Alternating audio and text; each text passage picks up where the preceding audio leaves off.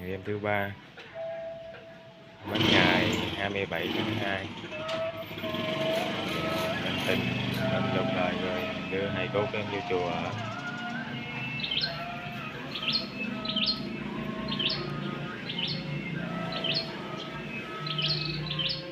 Hai cốt của em của tôi nè,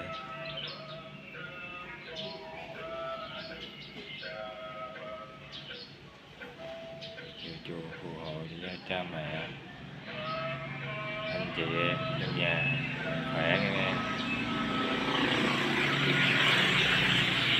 Ngày 27 tháng em mất ngày 27 tháng 2 đây đúng từng cho em.